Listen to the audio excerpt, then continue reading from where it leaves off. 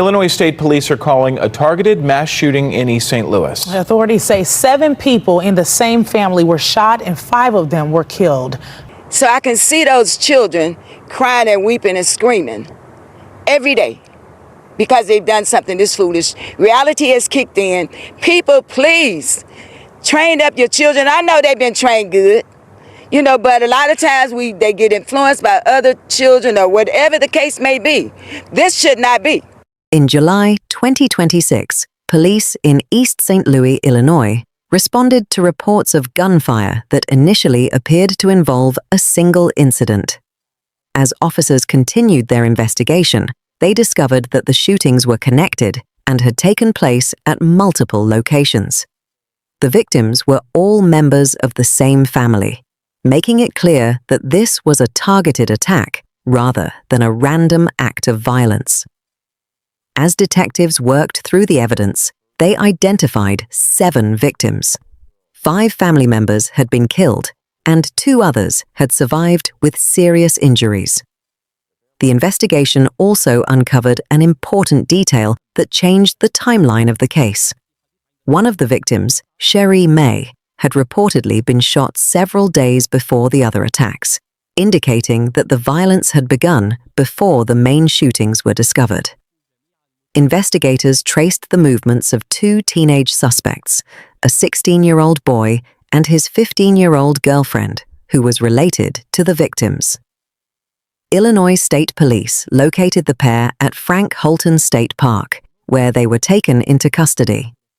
Prosecutors later charged the 16-year-old as an adult with multiple counts of first-degree murder and other felony offenses, while the 15-year-old's case began in juvenile court, with prosecutors seeking to have her tried as an adult. Subscribe to Matrix Crime and turn on the notification bell so you never miss our new case. 7 family members were shot across 3 different locations. 5 of them lost their lives. When detectives started digging into who could possibly orchestrate something so brutal and widespread, the truth was almost impossible to comprehend. The call was coming from inside the house. One of the suspects was a member of the family herself, a 15-year-old girl who planned the systematic execution of her own relatives alongside her 16-year-old boyfriend, Jaimir Davis. The motive wasn't a gang rivalry or a random act of terror. It was a terrifying, violent rebellion against a family that simply didn't approve of her relationship. To grasp the magnitude of this betrayal, you have to look at the family tree that was violently pruned back over the course of a single week. In July of 2026, a family in East St. Louis, Illinois, lost 5 of its members in a series of shootings that investigators say were planned and carried out by 2 teenagers. The victims spanned 3 generations of a single family. Before the case reached its current stage in court, it involved 3 separate crime scenes, a gap of several days between the first killing and the rest, and 2 suspects who were not strangers to the people they are accused of killing. This is the timeline of what happened based on court filings, statements from investigators, and accounts from relatives of the victims. Family's gone. Literally, it's only us and my aunties and my uncle. I'm taking it day by day. Like, it just doesn't feel real. He loved his daughter. He loved me, but you couldn't say anything about him to his daughter, about his daughter. Know that he was a great father, a great person, a great man overall, and he did what he could with what he had. It's just unfortunately what happened. It's just really lost for words. Nobody can prepare for another family member to go around massacring the rest of your family member. She decided what she wanted to do. I can't show her no sympathy. I hate to be like that, especially in this time, but it is what it is. The family at the center of this case was the Mays and the Thompsons, relatives connected through Patricia May, the family matriarch. Patricia May was 74 years old. Her daughter, 49-year-old Sherry May, was among the victims. So was Sherry's son, 24-year-old Devin May.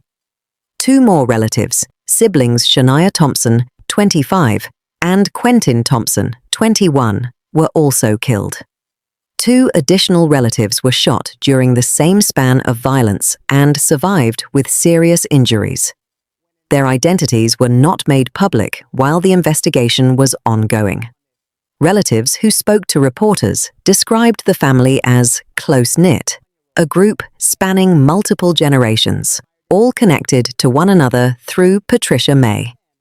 One relative, Marcus May, later said that in the course of these attacks, he lost his mother, his sister, his nephew, and his stepchildren. 5 people from one extended family killed over the same stretch of days. Wow, because she didn't deserve any of this. My mom ultimately died because of her love. Due to the fact that was her grandbaby, she went to try to save and see if she could save, and to get took out like that, it's like, wow. The teens allegedly cut off Grandma's thumb so they could access her iPhone. Oh, mind you, my mom was 70-something years old. She just got that iPhone. She barely knew how to work the lock on the front door, let alone doing fingerprinting for an iPhone. As May thinks about his own daughter arrested. She looked just like me. That was my only child. So yeah, that none of this comes easy. He says he and his family were working hard to save her. To look back at all the lies she told, like to sit down and talk to your child and be like, are you okay? What's wrong? Talk to me. The family's losses were not limited to the 5 people who died. 2 more relatives were shot during the same span of violence and survived, though both required hospitalization for injuries described as serious. Because the investigation was still active in the days that followed, authorities did not release the names of these 2 surviving relatives to the public. What is known is that they were shot in the same coordinated series of attacks that claimed the other 5 lives, placing them within the same case rather than as victims of a separate or unrelated incident.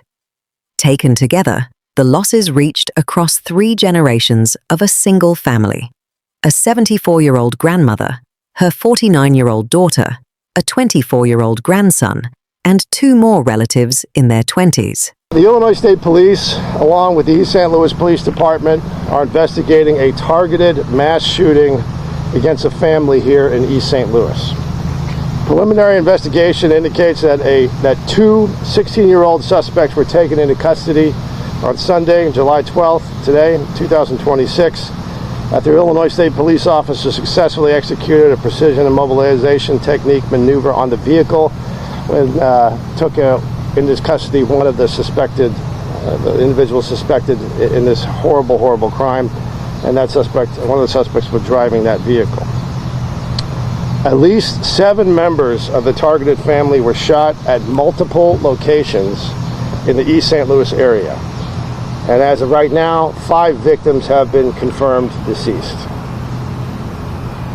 One of these was at 39th and Summit, 3 at the Gompers Public Housing Project, 1 here at Jones Park, which is right here behind us. 2 individuals at Jones Park were also shot. They have, at least as of now, they have survived. They have serious injuries, and they are at a hospital in St. Louis. The Illinois State Police has been in close contact with the state's attorney's office and will be seeking charges against the suspects. The investigation remains fluid, remains active, and additional information will be released as it becomes available.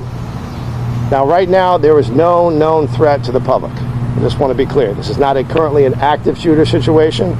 The suspects that were involved have been taken into custody, are in the custody of the Illinois State Police at this time.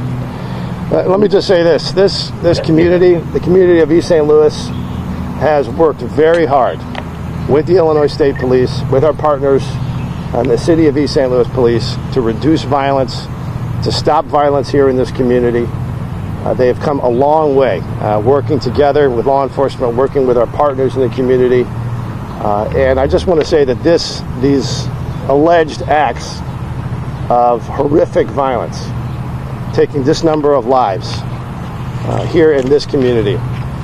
It's terrible, it's evil, but it will not keep this city down. The progress we have made will not be lost as a result of this terrible, terrible acts of violence that have occurred in this community today.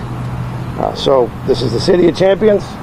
I'm glad to have our partners with us from the City of East St. Louis. This will not deter this community from continuing to do the good work of keeping people safe so that they can have a brighter day here in this city. So with that, I'll take questions. Not sure much I could add at this point because, again, this is ongoing as we speak, this investigation and those 3 different crime scenes. And those are the names of the deceased. I will make sure that you have those.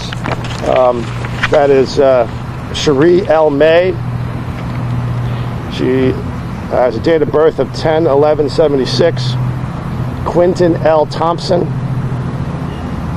November 15th, 2004. Devin D. May, February 17th, 2002. Shania Thompson, September 26th, 2000. And Patricia May, January 8th, 1952. So with that, I'll try to answer whatever questions I can. How do you think about the motive potentially for this? Not yet at this point. We are still investigating that. We are getting some information. The picture is coming together. We have a lot of Illinois State Police special agents, troopers, officers from our local partners that are actively involved investigating those particular questions. And I think that'll become apparent over time. How do you know it was targeted? You can look at the family relationship and the relationship to the suspects that have been apprehended, and you can see that it was focused on this particular family. Are you able to tell us that relationship? Not particularly between the 2 suspects and all the various deceased, but it's a large family, some direct family, other relations. Are the suspects related? Well, the suspects related to... Are the suspects kin to each other? One of them is, yes. How can you... Not yet at this point, because it all depends on which victim you're talking about. But there is a family connection. Okay, Cousins, so one perhaps. of the suspects is related to Correct. one of the victims. At least one of them, correct, yes. Are the victims related to each other? Yes, this is a family. Yeah, like I said, yes. Yeah. Mother, daughter, cousins? I can't tell you all those yet. It depends on which victims you're talking about, and we are still trying to make sure we're very clear about what those relationships are. Did the victims live together? These are 3 different locations. So we had people out here in Jones Park that were the victim of this violence. We have people that were in a residence in the Gompers, and then we have a separate residence where it's 39th and Summit. Families, as you know, may go from different place to place depending on what their situation in life is or what it is from day to day, depending where you might be staying for the night. Were there any bystander victims, especially at the park, a public location? No. There's another reason why we can characterize it as targeted, because there was no people that were unrelated to this particular family or the individuals that were involved with this family. So as of right now, we have no indication that any innocent bystanders were affected. Are you guys calling this a mass shooting, even though it happened at multiple different locations, different times? Because they are all related, and because of the definition of what a mass shooting is, and also the proximity that, yes, this is a large city, and these are multiple complex crime scenes, but because of one common connection and the way this is unplayed, it may be appropriate to characterize it as a mass shooting. What was the time span of the incident? From what point to what point? How long did it last? Well, obviously today were some of the key time frame of when the events occurred, but it is possible some of this was stretched out over a period as well. But again, we're investigating that, and that is obviously part of the forensics that we're investigating. So this was all yesterday, or? Primarily today, and it's possible over a different time frame as well. As of right now, I can give you this information as to what was occurring today. Where were the suspects arrested? The suspects, I believe, were in Frank Holden State Park. Can you put a shooting of this magnitude into historical context for the city in this ISP investigative zone? Has anything like this ever happened? So I will say, I wish there were no prior cases where you had a quintuple homicide where 5 people have been deceased. It has happened in the history of the Illinois State Police and in the history of East St. Louis. If you go back decades and decades, but it is very rare. And there are very few people that work with the Illinois State Police today or the East St. Louis Police or that even in this community that can remember something like this happening. To clarify the time, do we just say today, this morning, this afternoon? At least today. At least today. This morning? Yes. The shooting. The name of the victims, I'm sorry? Yes, the victims, I can read them again. Cherie May, Quentin Thompson, Devin May, Shania Thompson, and Patricia May. And we can have our PIOs get you a copy of that as well. What are the charges here? No one's been charged yet. It's under investigation. We have 2 suspects that are in custody, and we are seeking charges with the St. Clair County State's Attorney's Office, actively working with them. Again, what initiated a law enforcement response to these events began today. And the suspects were 16? The 2 suspects that are currently in custody are juveniles age 16. Yeah. Does that make it difficult for the investigation moving forward? There are undoubtedly specific limitations and rules that the state of Illinois, and that's pretty common across the country, that you have when how law enforcement has to investigate and interact with a juvenile. There are certain circumstances in which the nature of the offenses that are involved, the laws related to adults and how adults are prosecuted, those could apply to a juvenile under certain circumstances. Have any weapons been recovered? Not going to talk about that yet at this point. How were you alerted of this? So there was East St. Louis received the initial call to investigate some remains, and that's what initiated at least one part of it. Are you releasing any details about the suspects, like their car or anything? Are you asking the public for help as you're investigating this? I mean, and obviously, when we do this and we provide this information to the public, if there's any, good citizen, good neighbor that may have seen something and they have some additional information they want to provide, by all means, please contact the Illinois State Police. Please contact the East St. Louis Police Department. We don't have a specific request of the public in terms of looking for a particular vehicle. Again, the suspects that we are focused on at this point are in custody, and they were apprehended in a vehicle this morning. Were the parents of those 16-year-olds contacted? Again, that's something that we're not going to discuss here, but there is a process that the law requires when you are dealing with a juvenile. Any idea how the teens had access to guns? No, not that I can comment on this point yet. That's still part of the investigation. Anything else? Can you tell us the locations, the 3 crime scenes again? So the 3 locations are here at Jones Park, the Gompers Public Housing Project, and then the area, a residence over in the area of 39th and Summit.